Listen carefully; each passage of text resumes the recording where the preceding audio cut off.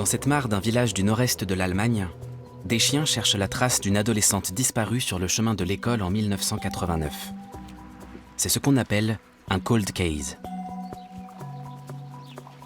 Axel Petermann, un célèbre profiler et auteur allemand, aimerait apporter des réponses à la famille. Si Catherine ou ses restes sont effectivement dans cette mare, les chiens seront capables de les localiser avec précision.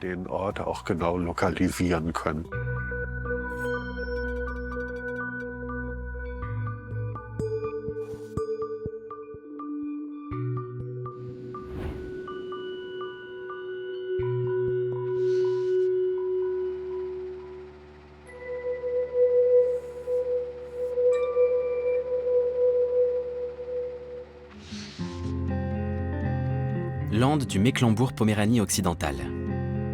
Axel Petermann se rend dans le village où Catherine Jarosch a disparu il y a 35 ans. Aujourd'hui à la retraite, il enquête à titre gracieux sur des crimes non résolus et en tire des livres qui sont tous des best-sellers outre-Rhin. Pour les proches des victimes, il est souvent le dernier espoir.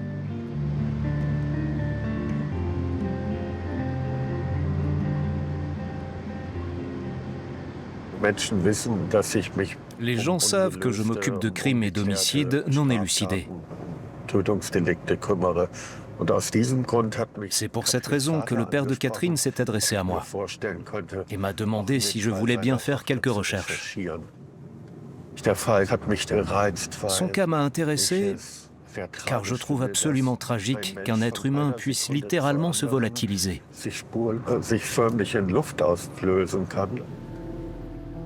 Catherine, alors âgée de 13 ans, est partie à vélo de la ferme de sa grand-mère pour aller à l'école. Elle n'est jamais arrivée.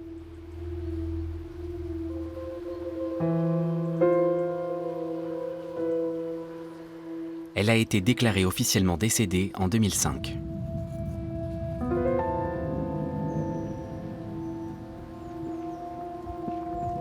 L'ancien enquêteur suppose que les restes de l'adolescente se trouvent dans un petit étang du village. C'est aussi la piste qu'avaient suivi les policiers en 1989, mais sans rien découvrir. Aujourd'hui, des pompiers volontaires aidés de chiens renifleurs vont à nouveau fouiller la mare, ce qui suscite un fort intérêt médiatique. On va vider l'étang et faire venir les chiens dans l'espoir qu'ils affinent la localisation, qu'on sache où chercher.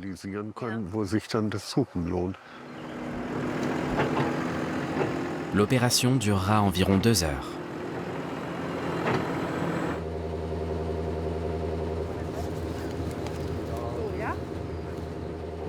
Reinhard Jarosch, le père de Catherine, est également présent. Âgé de 79 ans, il n'a jamais cessé de chercher sa fille. Je n'ai jamais oublié. Je veux connaître la vérité. Je veux avoir la confirmation de ce qui s'est passé, même si c'est atroce. J'ai besoin de pouvoir tourner la page. C'est cette incertitude le plus douloureux.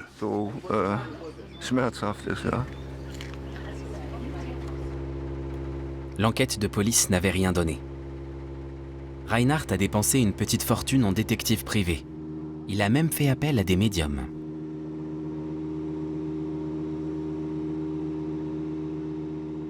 Ils n'ont pas ménagé leurs efforts, mais sans résultat.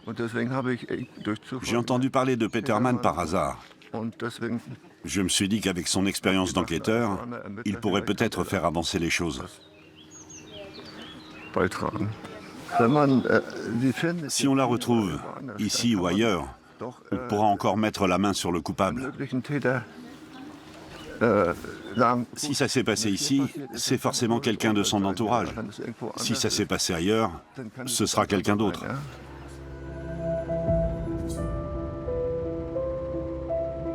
Avec Sabrina Einhorn, la petite cousine de Catherine, Axel veut jeter un coup d'œil à la maison où l'adolescente vivait avec sa grand-mère. Elle est inoccupée depuis 10 ans. Sabrina et sa famille habitaient juste en face à la fin des années 1980.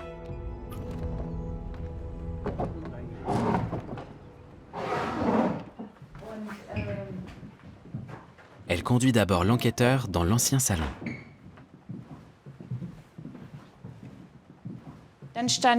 Là, il y avait un canapé. Là, la télévision. Ici, il y avait une sorte de rideau. Et là, il y avait le lit de Tata Amy. Et là, celui de Catherine. Catherine était une jeune fille calme et consciencieuse. À la fin des années 1970, elle a perdu sa mère. Avec un père souvent absent pour son travail, elle a grandi auprès de sa grand-mère, Emma.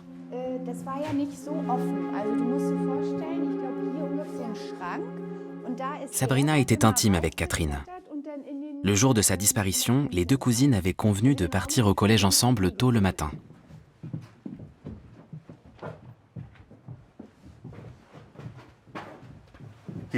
Son vélo était rangé là. Oui. Elle l'a sorti, elle a descendu les 4 ou 5 marches.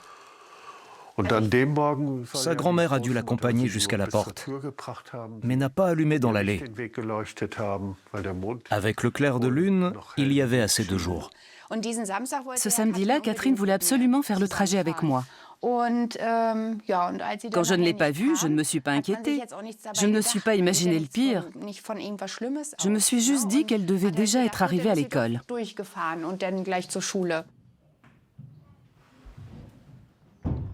Ce n'est que vers midi qu'on s'aperçoit de l'absence de Catherine. La battue ne donne aucun résultat. À l'époque, la police privilégie la piste de l'agression sexuelle et soupçonne tous les membres masculins de son entourage. Le lendemain de sa disparition, on retrouve son vélo et son cartable dans un bois voisin. C'est la seule preuve tangible d'un crime jusqu'à aujourd'hui.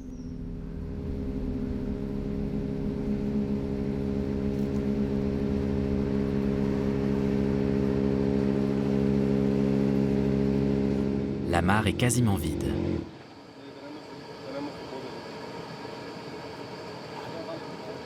Place à l'équipe cynophile.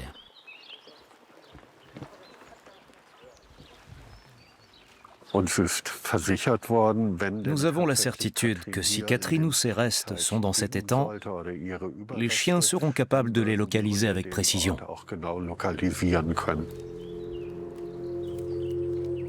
Pourront-ils détecter quoi que ce soit 35 ans après ?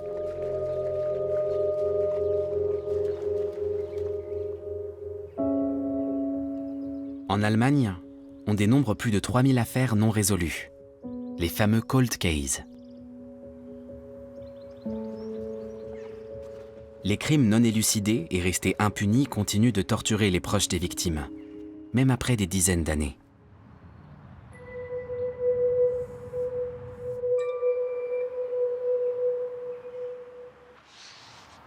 Evan et Jill étaient respectivement âgés de 6 et 2 ans lorsque leur père Colin Adamson a été assassiné en 1983 lors d'un déplacement professionnel en Allemagne.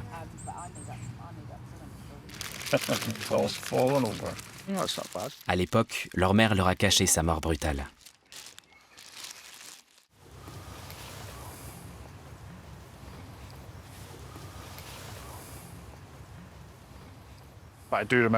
Quand on m'a dit que mon père était mort, je me suis effondré. Et c'est la dernière chose dont je me suis souvenu pendant plusieurs mois. J'ai eu un gros blanc qui a duré presque un an. Cette mort violente les a tous durement affectés. Barbara, la mère, est décédée en 2010. Le jour où elle est morte, maman était toujours aussi amoureuse de papa. Elle ne s'en est jamais remise. Comment peut-on parvenir à faire son deuil correctement? Cette affaire n'a toujours pas de conclusion. C'est déjà dur pour nous, alors j'imagine comment ça a dû être pour ma mère, de ne pas avoir de réponse au pourquoi et au comment. L'enquête sur le meurtre de Colin Adamson a été provisoirement classée 6 mois après les faits. Encore aujourd'hui, personne ne connaît le mobile du crime. Et le coupable n'a jamais été arrêté. 6 mois après le drame, la famille s'est installée à Aberdeen, où vit encore Evan. Leur mère avait réalisé un album qui retrace la vie et la mort de Colin Adamson.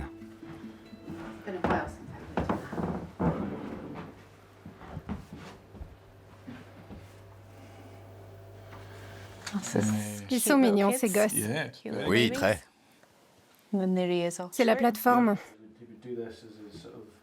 Pour mieux subvenir aux besoins de sa famille, Colin Adamson avait démissionné de son poste d'enseignant et trouvé un emploi dans l'industrie pétrolière et gazière. C'était un homme extraverti et heureux de vivre.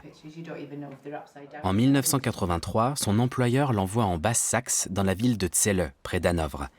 C'est là qu'il est assassiné à l'âge de 33 ans. Ça a quelque chose de surréaliste de lire ça en sachant qu'il s'agit de notre père. Je sais. Le corps de Colin Adamson a été retrouvé dans le coffre de sa voiture de location, totalement incendié. C'est surtout la sauvagerie du crime que le frère et la sœur jugent inconcevable. D'accord, mon père a été assassiné. Mais que son corps ait été mis dans le coffre d'une voiture et que cette voiture ait été incendiée, c'est bête à dire, mais est-ce que ça ne suffisait pas de tuer la personne ? Ce n'était sûrement pas la peine d'aller jusque-là.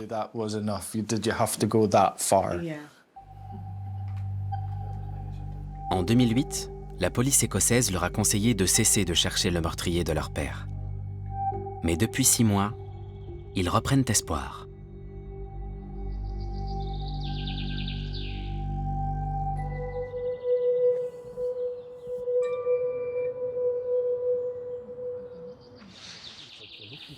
Karsten Bettels, enquêteur à la retraite, tente de trouver de nouvelles pistes. Il travaille en étroite collaboration avec la brigade criminelle. Il a rendez-vous avec les policiers dans un bois près de Zelle.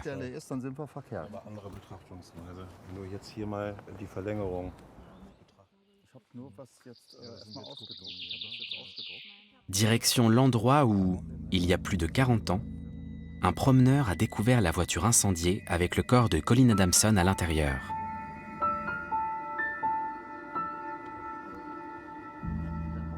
Mais il s'avère plus difficile à localiser que prévu. La végétation a beaucoup poussé. Quand on regarde les vieilles photos, c'est difficile de reconnaître un arbre en particulier, de dire lequel était là il y a 40 ans. Même les relevés effectués par la police manquent de clarté. Après avoir arpenté la forêt pendant 2 heures, les enquêteurs pensent enfin avoir trouvé l'endroit. La lecture attentive du dossier a soulevé plusieurs questions qui n'ont toujours pas eu de réponse. Pourquoi a-t-il été tué et comment ? La réponse au comment, on espère la trouver ici même, sur le lieu de l'incendie.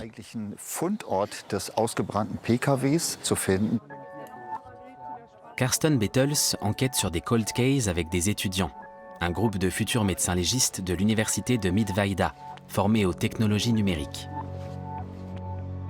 Grâce à des scanners laser et un drone, il reconstitue en 3D la scène de découverte du corps. Ces innovations techniques ont permis de rouvrir de nombreuses affaires classées, et même d'en résoudre certaines. Plusieurs podcasts et séries télévisées ont pour sujet les cold cases. Dans l'affaire Adamson, l'objectif est de localiser précisément la voiture.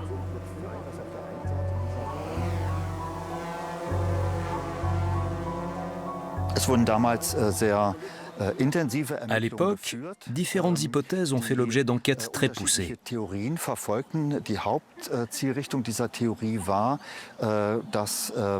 Une de ces hypothèses avançait que M. Adamson avait été tué avec une extrême violence et que son corps avait été transporté jusqu'ici dans le coffre de sa voiture, laquelle avait ensuite été brûlée. Mais il y a une autre hypothèse, selon laquelle M. Adamson aurait d'abord été tué ici. On ne peut donc pas exclure que des preuves objectives se trouvent encore dans le secteur.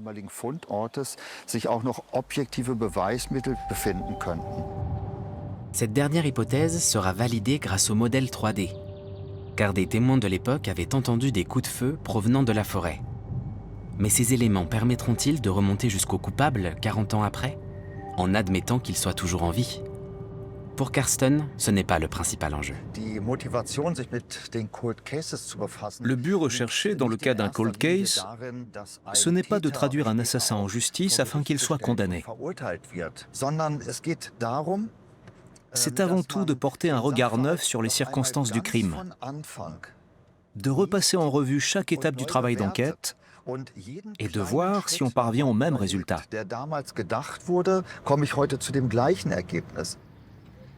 Un travail de fourmi qui peut s'étaler sur des mois, voire des années. Karsten dirige la dernière édition de l'International Cold Case Analysis Project, qui réexamine des affaires non résolues. La police a mis à sa disposition le dossier de Colin Adamson. Avec une cinquantaine de futurs policiers, légistes, criminologues et juristes de toute l'Europe, il fait un point sur l'affaire. Je vous propose de réfléchir à deux questions. La première, pourquoi a-t-il été tué? La seconde, pourquoi avoir incendié la voiture avec son corps à l'intérieur? Les étudiants traquent la moindre incohérence dans les dossiers et élaborent de nouvelles hypothèses. Je me suis dit que c'était parce qu'ils avaient dû laisser de l'ADN dans la voiture. Sauf qu'à cette époque, les criminels ne se souciaient pas de ça. Ils ne se disaient pas « Zut, j'ai laissé mon ADN dans la voiture, je vais devoir la brûler ». En Allemagne, les analyses ADN n'ont été utilisées dans les enquêtes criminelles qu'à partir des années 1990. Mais en Grande-Bretagne, ça a commencé beaucoup plus tôt. Le coupable pourrait-il être britannique, comme sa victime? Pour le savoir, il faut collecter d'autres indices. Si Karsten Bettels enquête sur des affaires non résolues, c'est pour former ses étudiants. Et aussi parce qu'il sait que la police n'a pas de temps à y consacrer.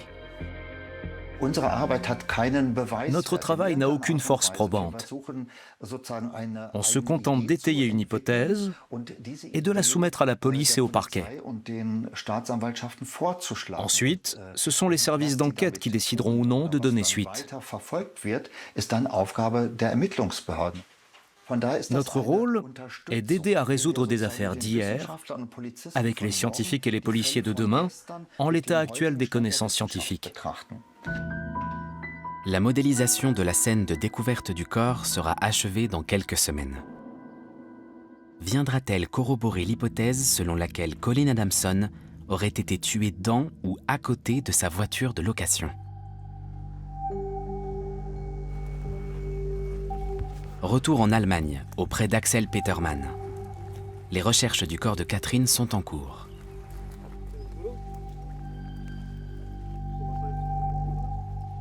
Ces chiens ont été formés à la recherche de personnes disparues.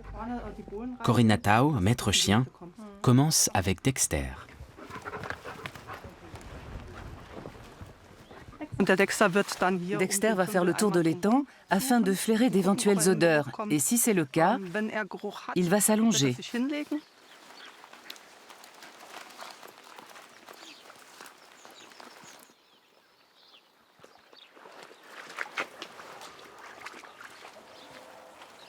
Au bout de quelques minutes, Dexter est sur une piste.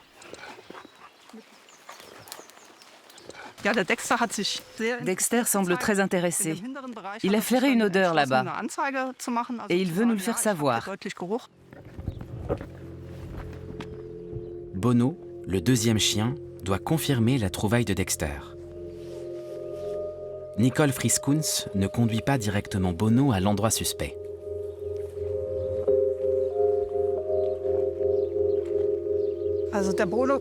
Bono ne peut pas localiser le corps avec précision. Il nous montre que c'est dans ce secteur. Il a reniflé là-bas derrière avec beaucoup d'intérêt. Je voudrais qu'il repasse ici. Oui, c'est bien. Qu'il repasse à l'endroit marqué par Dexter. Sauf que l'endroit en question est maintenant recouvert d'eau, ce qui complique le travail de Bono. Il ne montre rien. Les fouilles ne sont pas concluantes.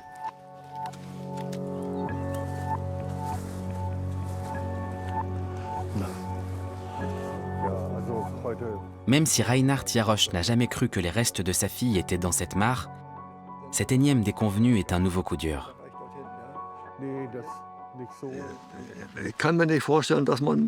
J'ai du mal à imaginer quelqu'un transporter une adolescente d'1,60 m et la jeter dans la mare. Elle n'était pas légère en plus. Elle aurait pu se défendre, sauf s'ils étaient plusieurs. Là, elle aurait été impuissante. Quand on est mort, on est impuissant aussi. Ceci expliquerait peut-être cela. Je cherche toujours le mobile. Pourquoi ici? Oui. Les recherches sont terminées. Les chiens ont besoin de faire une pause. Il faudrait des semaines pour organiser une autre opération avec des volontaires. Axel Petermann espère que la police scientifique va prendre le relais. Je vais contacter le service des affaires classées et leur dire qu'on a fait venir les chiens. Ils auront les moyens techniques. Exactement. Et ils auront les effectifs. Je les vois mal refuser de le faire. Le rapport de l'intervention est adressé au parquet compétent, qui décidera ou non de poursuivre cette nouvelle piste. L'opération a rouvert des blessures aussi bien chez le père de Catherine que chez Sabrina, qui habite juste à côté de l'étang. C'est tellement angoissant. J'ai presque envie de prendre une pelle et d'aller creuser. Chaque fois que je regarde la mare, je me dis « Dis quelque chose, envoie-moi un signe, quelque chose ».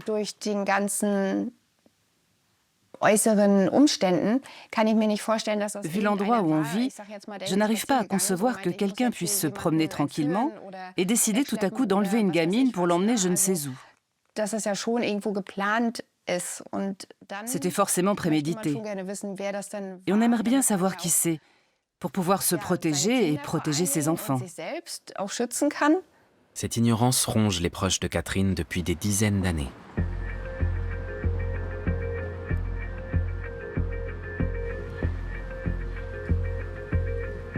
Dans le cas de Colin Adamson, Karsten Bettels est encore loin d'avoir identifié le coupable. Il s'évertue à déterminer la cause précise de la mort. Les étudiants vont lui présenter la modélisation de la voiture incendiée.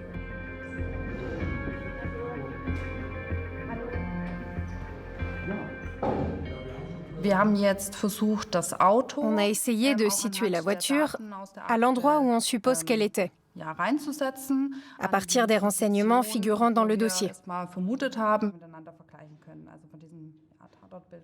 Les étudiants ont comparé les photos de la scène de crime avec les images scannées et identifié l'endroit exact où se trouvait la voiture.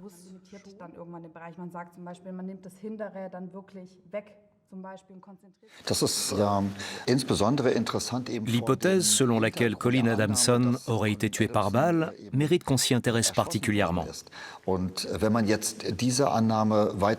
Si on suit cette piste, et en supposant que l'emplacement de la voiture est aussi le lieu du crime, on pourrait avoir une chance de retrouver des projectiles dans le sol. Des témoins ont bien entendu des coups de feu. Mais l'heure concorde-t-elle avec celle où la voiture a été incendiée? Thomas Fischer, de l'université de Cottbus, a réalisé une simulation pour répondre à cette question. On voit ici comment le feu a envahi toute la voiture en se propageant depuis la banquette arrière. Ce qu'on veut, c'est établir l'heure à laquelle la victime a été tuée et celle à laquelle le véhicule a été incendié.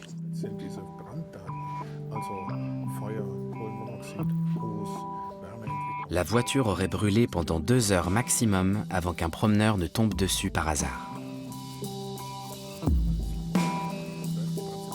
Les coups de feu entendus par des témoins étaient antérieurs, ce qui renforcerait l'hypothèse de Karsten.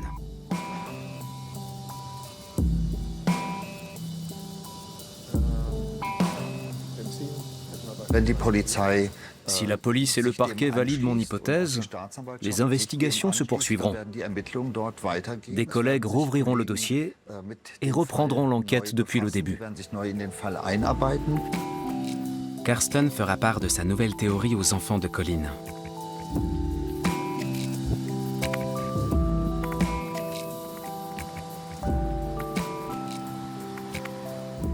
Quelques jours plus tard, à Aberdeen, Evan et Jill se préparent pour leur visio avec Karsten. Il y a beaucoup de détails dans le dossier d'enquête qu'ils ignorent. On ne sait pas ce qu'on va nous dire. On va peut-être apprendre des choses dont on n'avait pas connaissance. On risque d'être secoué. Une fois connectés, Karsten entre dans le vif du sujet. Evan et Jill ont toujours été persuadés que leur père était mort d'un coup porté à la tête.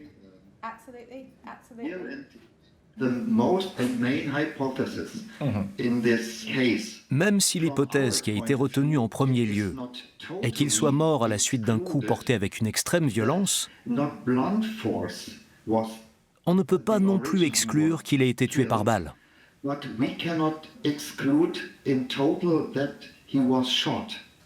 Oh, wow. Ce qui orienterait différemment le profilage du tueur.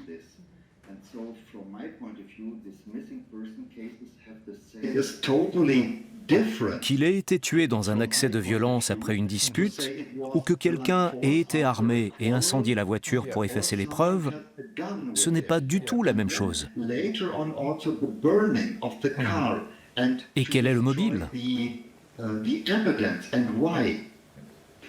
C'est l'un des points qu'il faudra éclaircir au cours des prochains mois.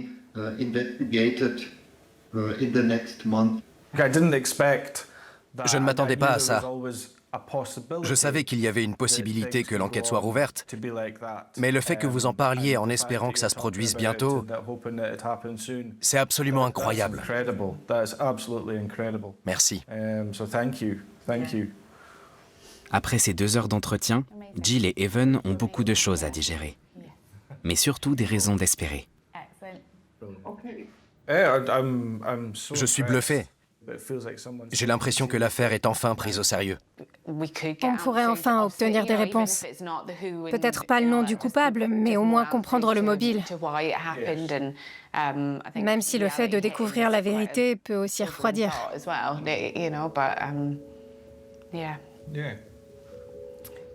Quelques semaines plus tard, la police de Zelle rouvre le dossier sur le meurtre de Colin Adamson.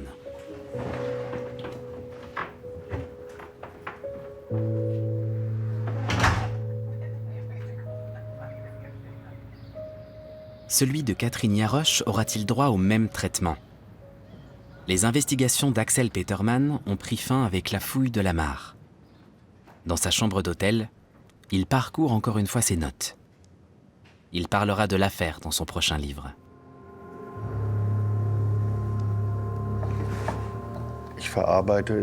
Écrire sur ces affaires est une façon pour moi de digérer mes expériences et de rendre justice à la tristesse et à la souffrance des proches, mais aussi et surtout d'empêcher que le malheur des victimes ne tombe dans l'oubli.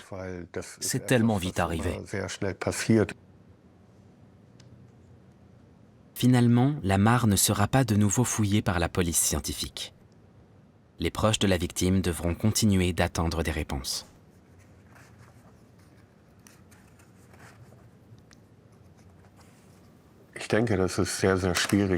C'est très compliqué d'être une victime en Allemagne. C'est vraiment terrible de se heurter à un mur, quelles que soient les démarches qu'on entreprend. C'est une grande déception. La police estime que l'intervention des chiens n'a pas ouvert assez de pistes prometteuses pour justifier une nouvelle opération de recherche.